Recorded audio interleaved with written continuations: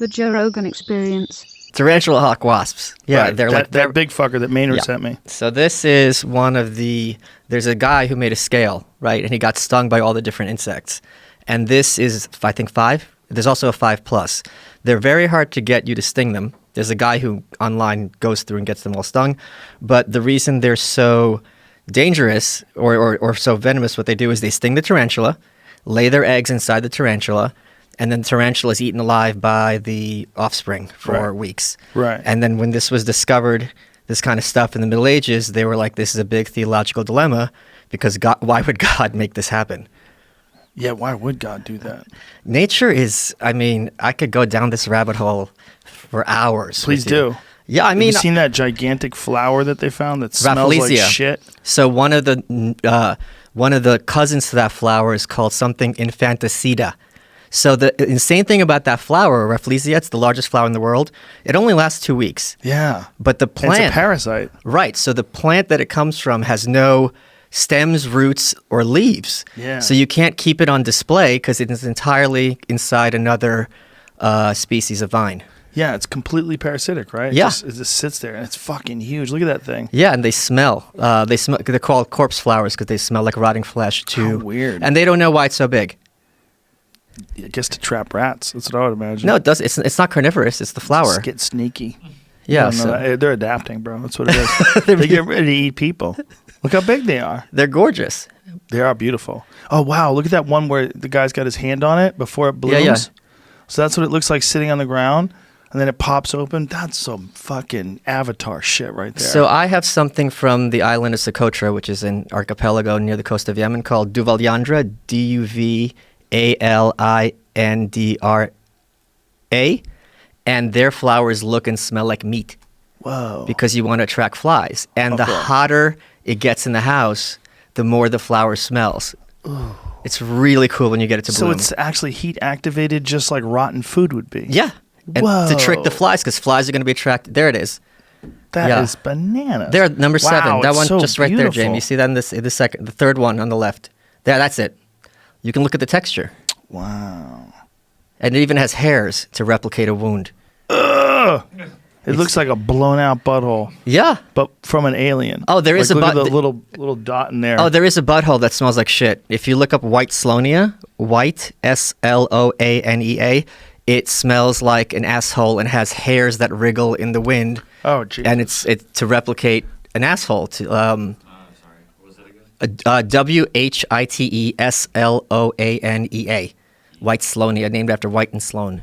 It's from Somalia. Oh, my Yeah, look God. at those flowers. Oh, God. How weird. Just the sheer variety. And that smells like a butthole and has hair on it. Yeah, and the hair moves. My friend calls it God's mistakes. But with the sheer variety of nature, is so weird. Isn't it great? I mean, that's not unusual. If an asshole's not unusual, and every animal has an asshole, why is it unusual to have a plant that looks like an asshole? And we have the expression, you attract more flies with honey than vinegar, but it's also like a pig to shit, a fly to shit. You're going to have flowers that smell like shit. Yes. And there's a lot of them. There's a whole family of them. And they're gorgeous. Yeah. But they smell. And when they pop open, they fart. It's like a fart because it's contained, and then it pops open. Oh, so like the gases come out of it when it pops open. Yeah. It releases a dose. Yeah, look up the biggest one, Stapelia, Stapelia. Are there any plants that have the same effect on people? That like, you know that one, well, it's not even a plant, actually, it's a fungus. So there's one branch of the cordyceps mushroom that infects ants and gets them to makes them explode. insane. Yeah. So that they spray the spores everywhere. They die. It grows inside of them, then literally explodes out into the air so the spores will infect other ants. So when ants find out that one of their members has been infected, they'll take that ant way out of the community. They'll take them on a walk. Yeah. Because they know somehow or another that this thing's going to blow up on all their family. They had found footage of this, and literally, like, the mushroom grows out of the ant's head and then it pops out. There's a lot of things that they're learning now about nature controlling the minds of other beings, which is really a recent kind of discovery, and like really Fox News, right? Yeah, Fox News. Am I right? That's more like phone news. Am I right?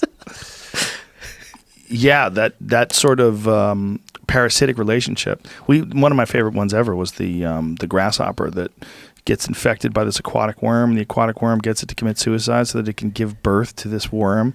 It literally gets into the wiring of the grasshopper's brain and convinces it to jump into a puddle. What about the louse that eats fish's tongues and then becomes a functional tongue? And becomes the tongue. Yeah. Fuck. So there's a lot of this kind of crazy stuff. My understanding is the majority of species are actually parasitic.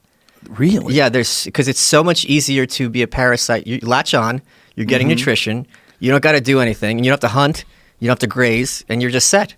Well, that's also just obviously parasitic. If you want to think about it, most organisms are semi-parasitic in that we need other organisms in order to survive.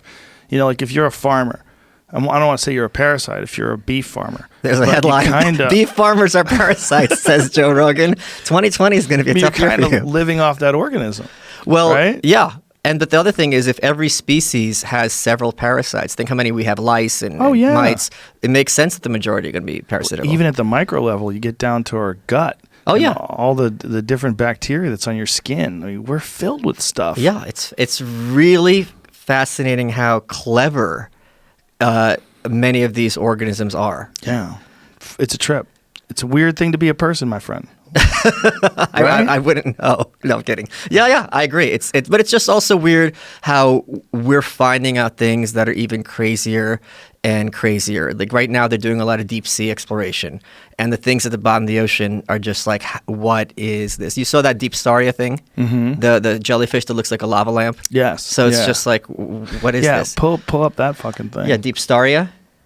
Yeah, there's that's one of the more amazing things about the bottom of the ocean, right? Is the bioluminescence. We see these creatures that have a light source. They give off light. Well, there's also dragonfish use a red light source because red doesn't show up for others, so they can see with it, but no one else can. It's like night vision. Oh yeah, this is the one. So crazy. You saw this? Yeah. This is just amazing. Oh, that's so pretty. Cool. And so pretty. What's amazing is how they're freaking out. The scientists are watching it. They're like, "What is going on?" Oh, I love this thing. Look at that thing. And it also has a parasite on it, or a symbiotic relationship. There's a copepod living inside.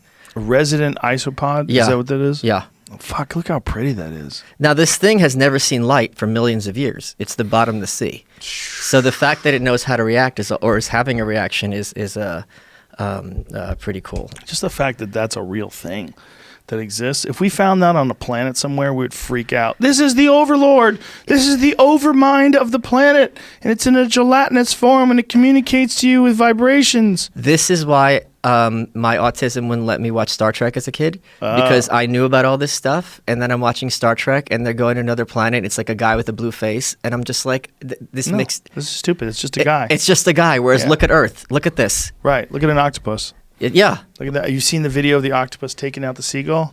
Oh, yeah. What about the blanket octopus? Do you know what's interesting, though, is they saved an eagle. An octopus took out an eagle in Vancouver Island. An eagle? Yes, an eagle. And the fishermen pulled it ashore and removed the octopus from the noble eagle. But a seagull, they were like, sorry, bitch, that's a wrap. Well, they're nasty. They're thieves. Well, they are thieves, but I think that... and they smell. Eagles are thieves too. We're talking about a company that has raises organic chickens that lost $2.2 million in chickens to eagles. they killed 160,000 eagles. Excuse me, the eagles killed 160,000 chickens. Oh yeah, okay. So here it is. The octopus caught a bald eagle. Why does that octopus hate America? Well, he doesn't. He's in Canada. Huh. Bald eagles live in Canada too. They're expats. They go over there to party and to have sex with underage eagles. They were draft dodgers. Yeah, for sure. There's no rules up there in that wild land to the north. But look at that. They decided to save the fucking thing. Isn't that weird? Oh, my God. Wow. If you're going to save it, I think you should eat the octopus, too, because you win.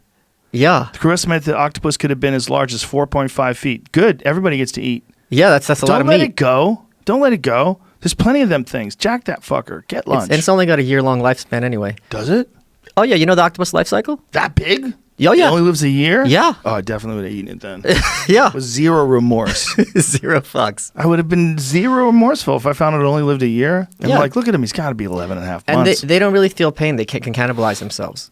Well, they seen let their that. arms go when the female octopus tries to eat them. Yeah, yeah. Female octopuses, this is one of my favorite parts about the animal kingdom.